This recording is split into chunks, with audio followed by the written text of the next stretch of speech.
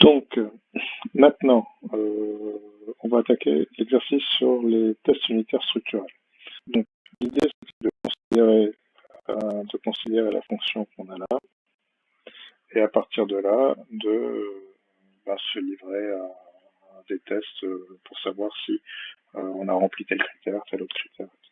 De toute façon, quand on fait des tests unitaires structurels, donc la différence, je rappelle, la différence avec les tests fonctionnels, c'est que pour faire des tests structurels, on a besoin d'avoir le code. Et souvent, ce que ça permet de faire, c'est que on prend une certaine version d'un logiciel, donc qui est écrit, où il y a un code.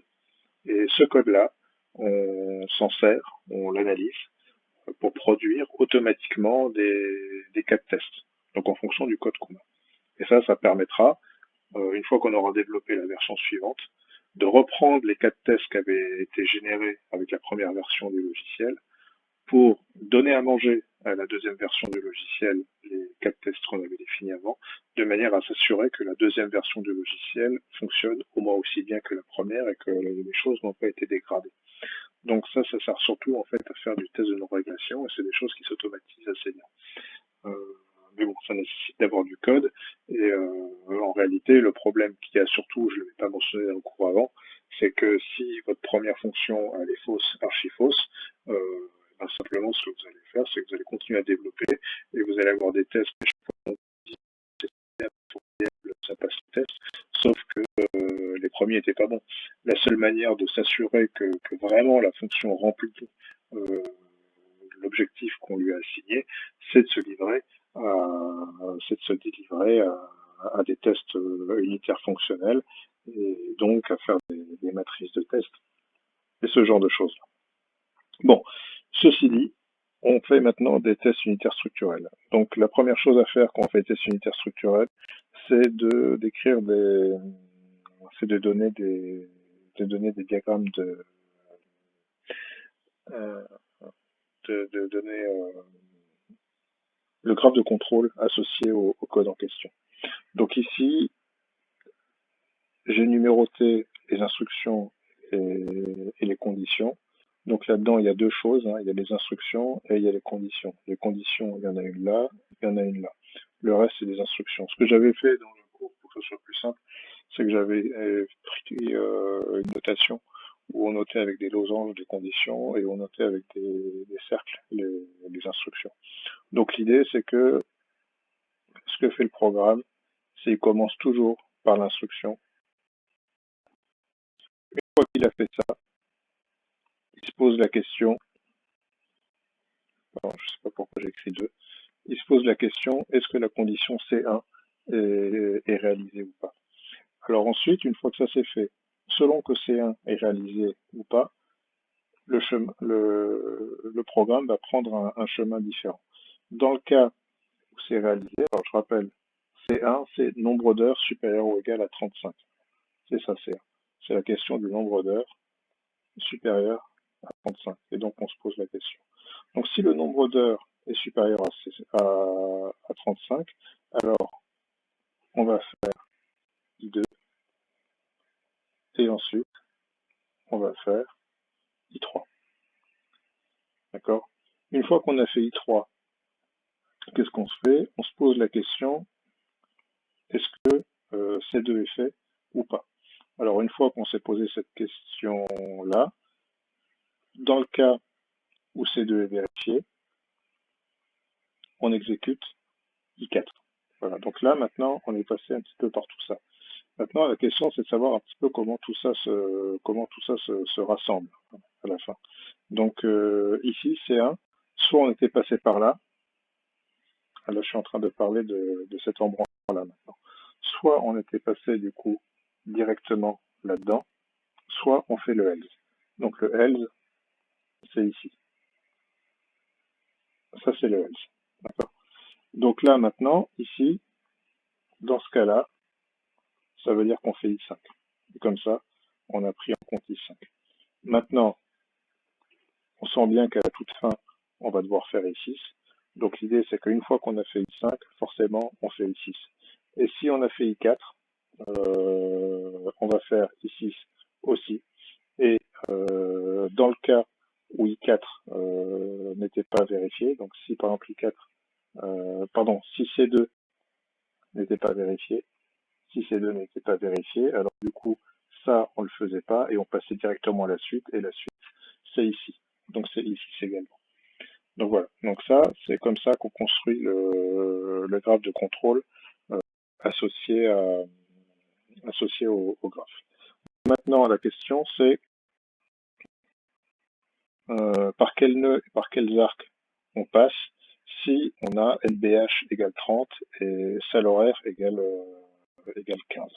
Donc là, typiquement, si le salaire horaire est égal à 30, on va passer par un chemin comme ça, euh, parce qu'à un moment donné, le salaire va pas être supérieur à 35.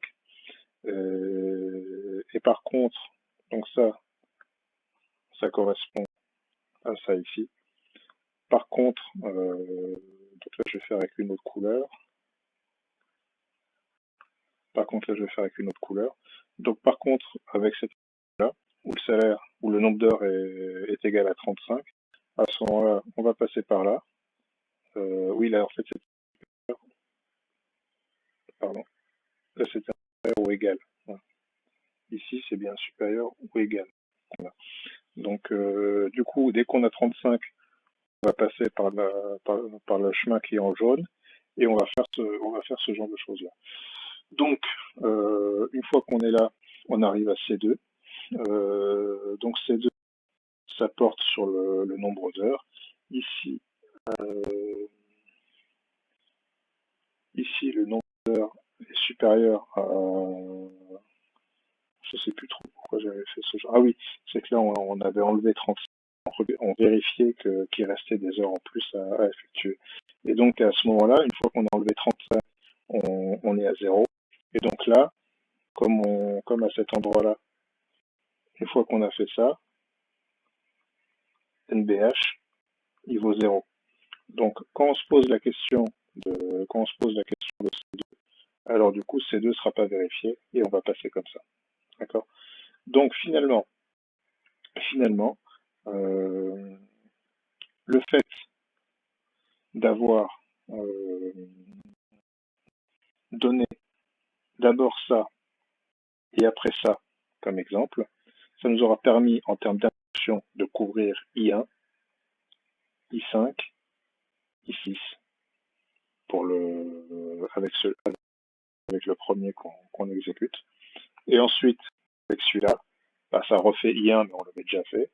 Ça nous permet de faire I2 par lequel on n'était pas passé avant, I3 par lequel on n'était pas passé avant, et I6 par lequel on était déjà passé. Voilà. Donc ça permettait de couvrir finalement I1, I2, I2, I3, I5 et I6. Donc ça,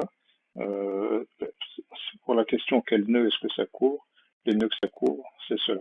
Maintenant, les arcs que ça couvre, alors les arcs, c'est les flèches. Donc ça permet de couvrir cette flèche-là, cet arc-là, cet arc-là, cet arc-là,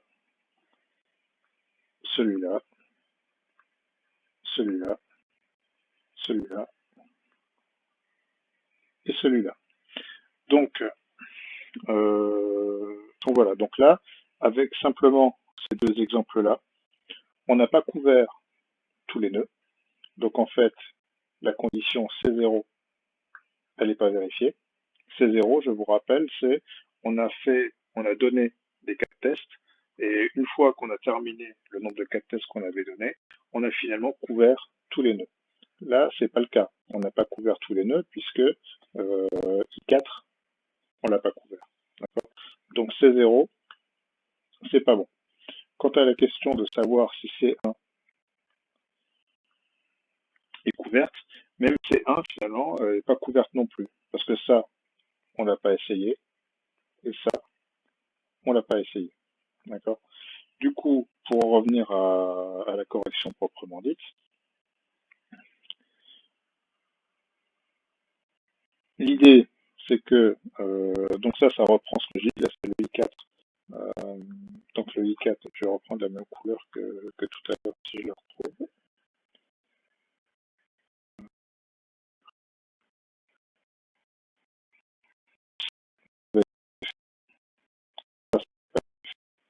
Ça n'avait pas. Non, la question c'est qu'est-ce qu'il faut rajouter pour couvrir C0 et C1. Pour rajouter C1,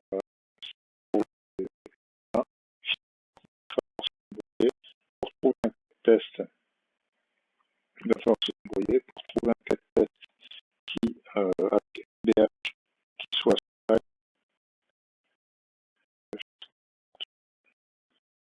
avec une BH qui fait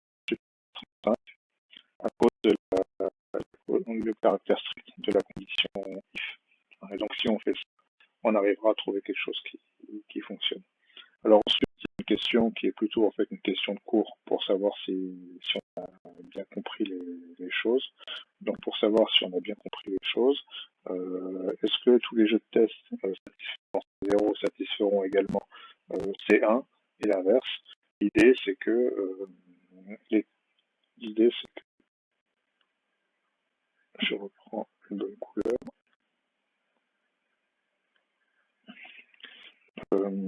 L'idée que C0, c'est un critère qui est moins exigeant que C1.